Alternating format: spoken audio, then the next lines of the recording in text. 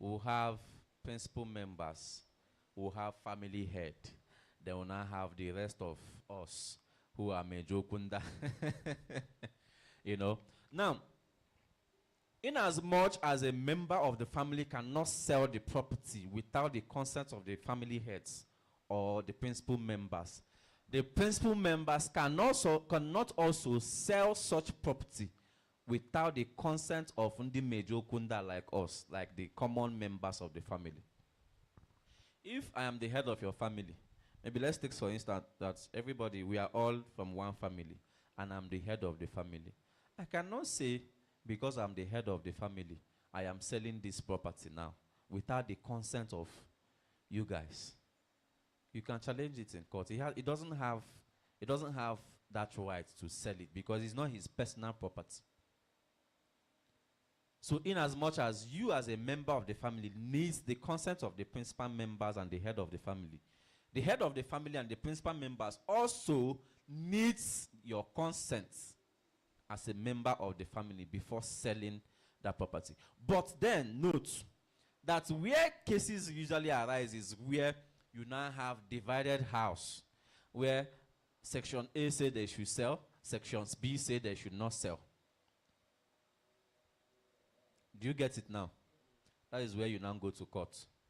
If he sells it, you can now go to court. That's the case that is rampant these days. You see that maybe the family now split into two. The other section said you should sell. The other section said you should not sell. Like in my village, there's a land one of my friends bought in my village. When he bought it, he said that the family that he doesn't know that the family divided into two. And that land is a family land. So what then happened is that after purchasing that property and paying to family A, family B now came out and told him that there's another family, if you don't pay, you will not use the land. So he has to pay family B. So settling family A and family B. Do you get me now? So where such is the case, I think it should go to court to determine the rightful owner of that property. So my third question is just, I wanted you to kind of throw more light on these fraudulent agents, realtors. It's because everyone who is parading himself as an agent, many have acquired knowledge that can help them to kind of maneuver those who are not that knowledgeable in the industry. So can you give us like some indicators that will help someone to be able to evade involving with such agents, such realtors? Thank you. Okay, thank you. I'll answer this. I will treat realtors and I'll treat developers, because why I said this is there are red flags to know that these are fake agents, and there are also red flags to know that these are fake developers or, in quote, real estate companies. Now, an agent who is persuading you to pay for this land, is in a nice environment, is a good position, pay. Today he's calling you. Tomorrow he's calling. Next tomorrow he's disturbing your line. My brother, is a red flag. Is a red flag. That's number one. Number two is, if the agent takes you to, maybe he tells you there's a real estate company selling some land, let's go and meet them so that you can transact with them. And where you are transacting with them is a bar or a lounge. You understand? They do not have an office space. They do not have a place that this is their office. If I walk into this place, this is the office of so real estate company. Is a red flag. Run for your life. Do you understand me? Then, thirdly, another red flag you see is where such companies do not have either a Facebook page, an Instagram page, or any social media handle. Do you understand? If you go to social media, if it's a Tangled Real Estate, You search for Tangled Real Estate, they do not have, you don't see anything like Tangled Real Estate. Another one is when you search for them in CAC. Do you understand? When you go to like Arible has a CAC number. When you go to CAC portal or websites and you search Arible group, you will see their name there. You can be able to find out who is the director, who is the secretary, their office number, years which they have operated. If they have operating for 10 years, 20 years, you find out from there. So when you get to CAC and you search for Tangled Real Estate and you cannot find it in CAC portal, my brother, they are fake. It's a red flag. Do you understand? Another one is when they tell you that maybe the land is in ESBS and you demand to see the land. They will tell you, okay, come back next week. Every real estate company that is out for business should be able to access that property at any particular time they want to, because they have right to that property. So any person who is telling you, if I want to buy a land, I walk up to you and say, I want to buy a land, can I go and see it? And I tell you, okay, come next week or next 2 weeks, is a red flag. There are so many of them. There are so many red flags. There are so many of them. Any real estate company that doesn't give you, that states that their documentation is survey plan only. I have seen one. In fact, I saved the guy from investing. He called me and told me that social real estate, he wants to buy a land. I asked him, what are the documents? He said, they said they will give him survey plan. I said, what again? He said, nothing, just survey plan. I think survey plan and allocation paper. I asked him, no deed of assignment? He said, no. I told him, run for your life, oh, they are fake. So these informations you have now, so many people do not know about all these things. And they fall prey. They fall prey on these fake real estate industries or companies. So I think with the few points of mine, I've been able to convince you, not confuse you. Any other question from you? Okay, after her. So I want to ask, as a realtor, you don't intend to enter into problem tomorrow. So how do we know the fake, as per what you answered? Some have office actually. Some have CAC. Some have, some operate for many years. But finally, you will find out that they are fake. So is there anyhow government regulates these companies, these estate firms, to avoid putting rectors in problem? Because we will just be there, have positive mindsets that these people are booming, they have office, they have name, they have CAC, but at the back of it, they are fake. Example, we have the Chimac group of company. All of us, we trusted him, we invested, and finally, we got to find out he's fake. So is there anyhow government regulates this so that we won't be in trouble? Thank you. All right. It still falls back to the question my brother answered. I will answer you. It still falls back to the red flags you should know about. Now, yeah, you are right. Some real estate might be in existence for 10 years, 20 years, but what they are doing is fraudulent. For example, you understand? I didn't call any name, did I? I didn't call any name. But this is the one that we saw. You understand? So, there are so many of them out there who has been in existence. Now, that's real estate company now. There are a lot of issues I don't want to go into. You understand? There are a lot of issues surrounding that real estate company. You understand? But there are a whole lot of real estate companies that have been in existence for years. But what they are selling is fake. Now, how do you as a realtor know about this? One, such real estate companies are always going about public validation. public validation in the sense that you always see them trying to please the public with what they do. Example, sharing of cars, sharing of laptops, sharing of motorcycles, you know, trying to please the public that they know what they are doing. Any person in business is something that is very, very unique, that only many person doing is very, very careful of what he does. And such person does not spend anyhow.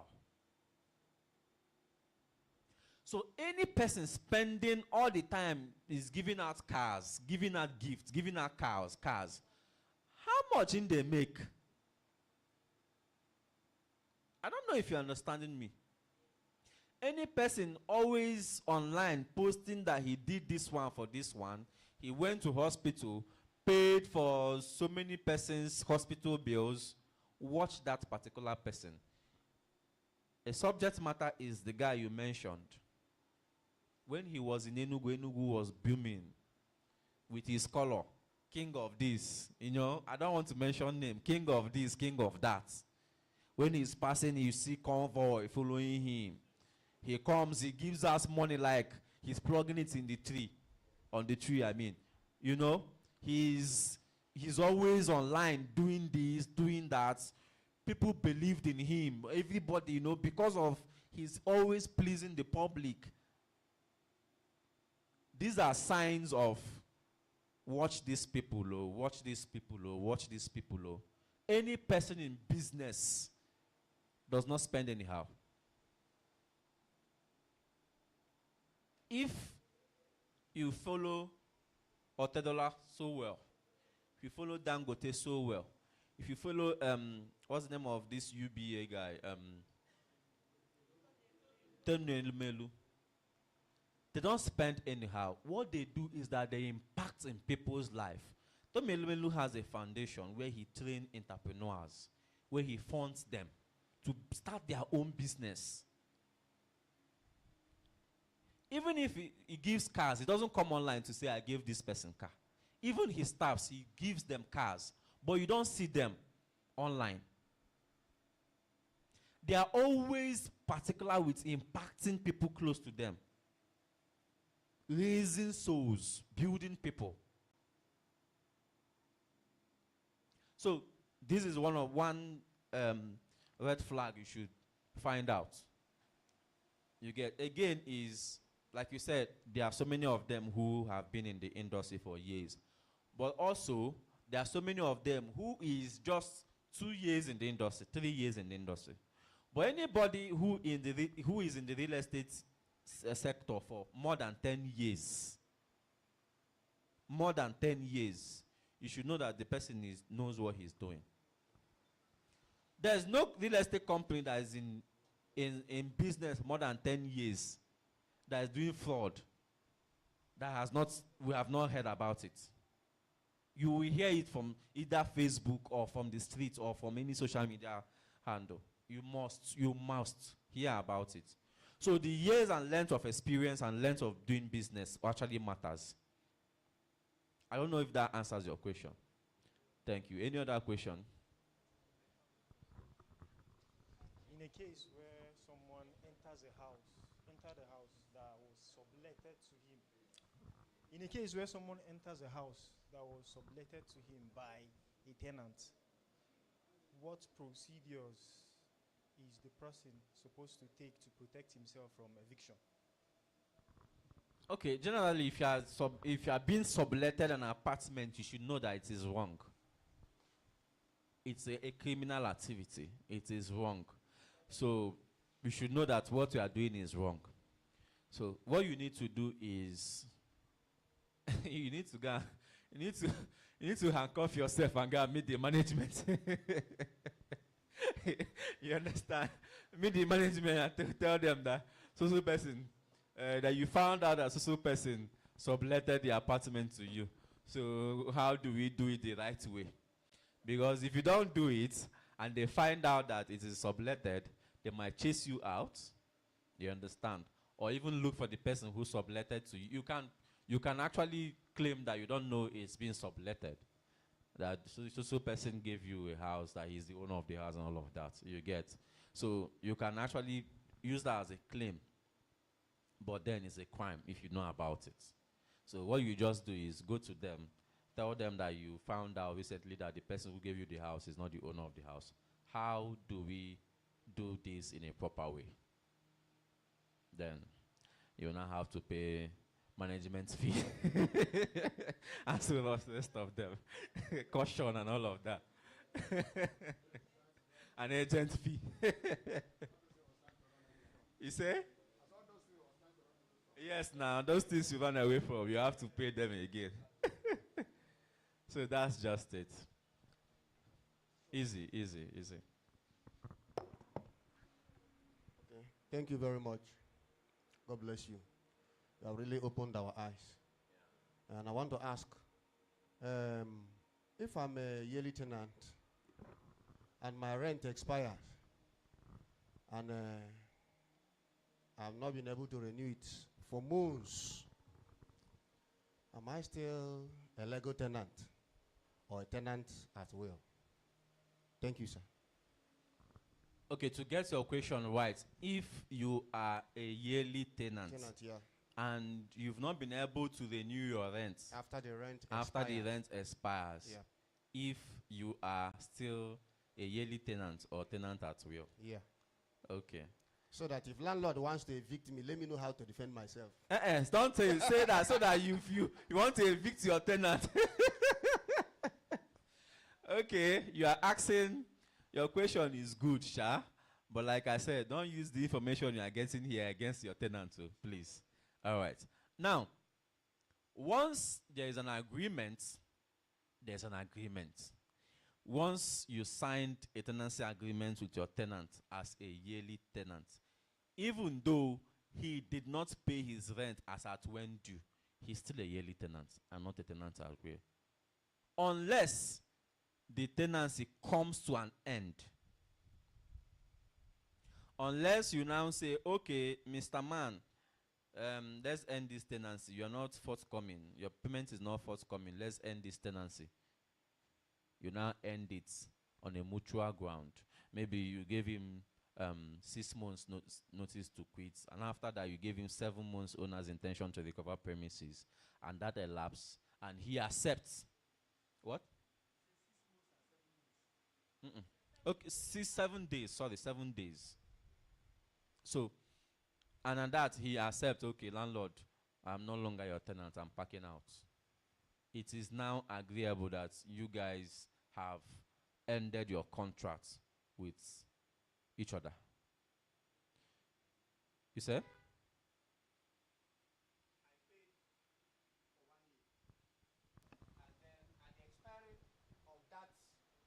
the expiration of that rent I paid, so the landlord will still give me 6 months again. Yes. Okay. Okay, let me clarify you. Please, if my time is up, let me know, because questions are leading me to another angle. All right, let me twist the topic, notice to quit. Now, notice to quit is telling you're giving your tenants the notice that, one, you might want to use the property, or you don't want him again in that property, in that apartment. Tenants, please leave my property. Then you are giving him that 6 months ahead of his expiry date of his payments. You are giving him that 6 months to find a place. That 6 months should be enough for him to find a place to park into. It should be enough for him to know if he's going to the village.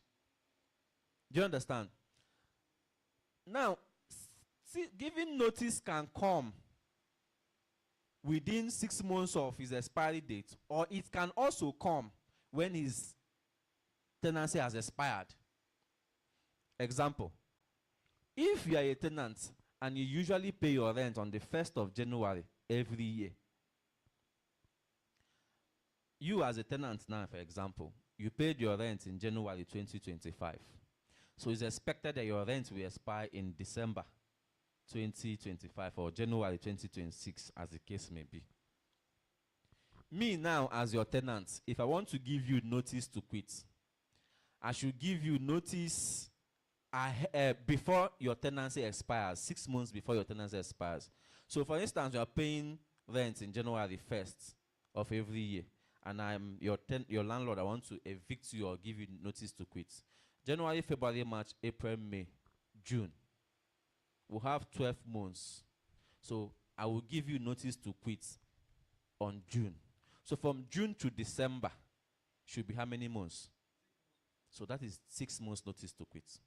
Now, if me as a landlord, I didn't give you that 6 months in June, and in January, I want you to pack out, I will have to give you 6 months notice, which will now be January, February, March, April, May, June. So the 6 months notice will expire when?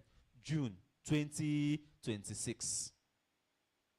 But that does not mean that you as a tenant will not be paying rent within that 6 months notice I've given you. I don't know if you understand me.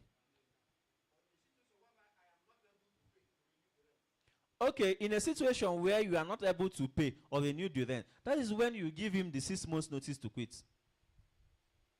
And if he does not pay within that 6 months notice to quit, you can actually charge him to court to recover that 6 months he has stayed in your premises, in your apartment. So you as a tenant, I gave you notice to quit on your tenancy expired January, and you cannot pay for the following year. And I find that you cannot pay for the following year. I'll now give you 6 months notice to quit. And he stays for that 6 months notice to quit. After that 6 months, what comes again is 7 days notice of landlord's intention to recover premises. The tenant will pay for that 6 months he has stayed in your apartment. It is called that's what we call it in law. It's going out of my mind, but if I remember, I'll tell you. So it's not your property as a tenant. You must pay for what you have lived in now. So that's the answer to I don't know if you... Does that clarify your question? Good. Any other question? Any other question? All right. Without no other question, I think I've come to the end of this class, and I will say it's worthwhile having this class with you guys. I appreciate you so much. May God bless you in Jesus' name. Thank you so much. Please, I appreciate you very well now. Thank you so much, sir. God bless you. I believe we're able to learn a thing or two from this class, isn't it? And permit me to say we've come to the end of today's class. Tomorrow we'll resume by 10 a.m. I want to plead with us.